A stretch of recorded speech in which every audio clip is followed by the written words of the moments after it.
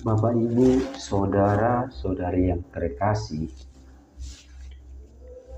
hari ini 13 November 2024, Pekan Biasa yang ke-32. Bacaan Injil yang akan kita renungkan diambil dari Injil Lukas bab 17 ayat 11-19. Bapak, Ibu, Saudara-saudari yang terkasih, menerima ucapan terima kasih atau sebaliknya mengucapkan terima kasih karena telah mengalami perbuatan baik dari orang lain mungkin sudah menjadi hal yang lumrah dan yang biasa saja bagi kita, dan bahkan sudah menjadi keharusan bagi kita.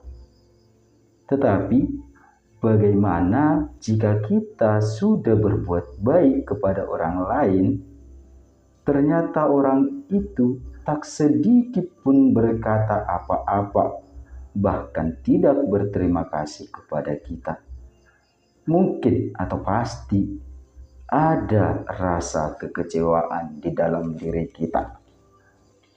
Bapak, Ibu, Saudara-saudari yang terkasih, dalam Injil hari ini dengan jelas diperdengarkan kepada kita tentang Yesus mengadakan mukjizat kesembuhan bagi ke-10 perempuan yang mengalami penyakit kusta.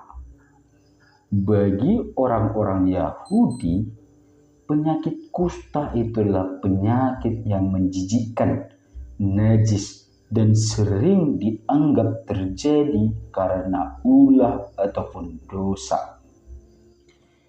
Bapak, Ibu, Saudara-saudari yang terkasih, seperti dalam pengantar tadi, Yesus juga mengalami kekecewaan sampai-sampai ia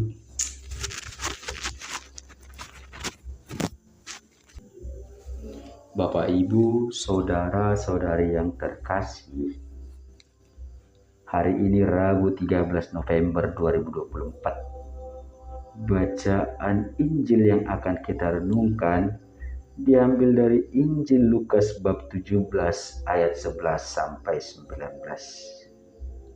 Bapak, Ibu, Saudara-saudari yang terkasih, menerima ucapan terima kasih ataupun mengucapkan terima kasih kepada orang karena telah mengalami perbuatan baik mungkin sudah menjadi hal yang lumrah dan hal yang biasa, dan bahkan sudah menjadi keharusan bagi kita.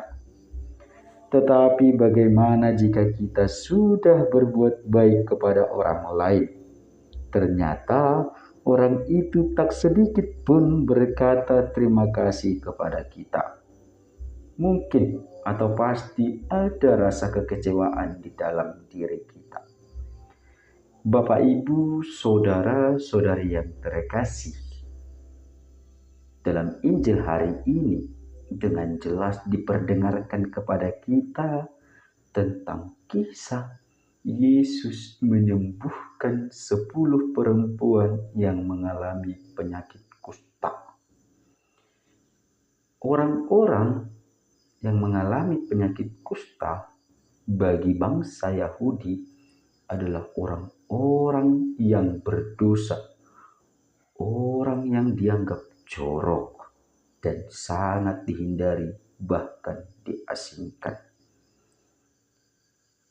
Kehadiran Yesus membawa kesembuhan kepada 10 perempuan itu.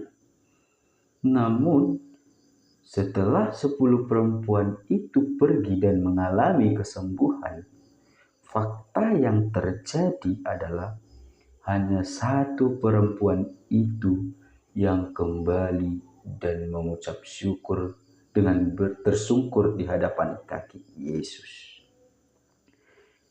Bapak, Ibu, Saudara-saudari yang terkasih,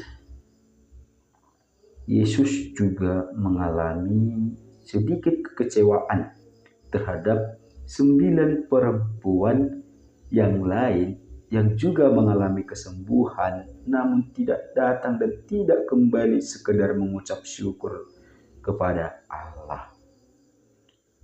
Hal ini tampak dari ucapan Yesus. Bukankah ke-10 orang tadi semuanya telah menjadi tahir? Di manakah yang 9 orang itu? Tidak adakah di antara mereka yang kembali untuk memuliakan Allah selain daripada orang asing ini? Bapak, Ibu, saudara-saudari yang terkasih, dari kisah Injil hari ini, satu poin penting yang dapat saya bagikan bagi kita, yakni pentingnya mengucap syukur. Mengucap syukur melalui apa? Mengucap syukur melalui berdoa. Berdoa tidak harus panjang-panjang. Kita mengucapkan syukur atas apa yang telah kita terima dari Allah.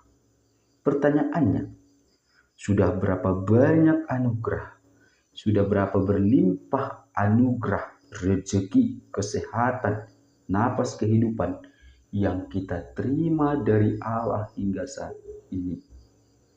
Apakah kita masih belum terbuka untuk mengucap syukur kepada Allah? Bapak, Ibu, saudara-saudari yang terkasih, semoga melalui bacaan suci hari ini kita semakin sadar bahwa pentinglah mengucap syukur kepada Allah atas segala sesuatu, atas segala rahmat yang masih kita nikmati hingga saat ini. Amin.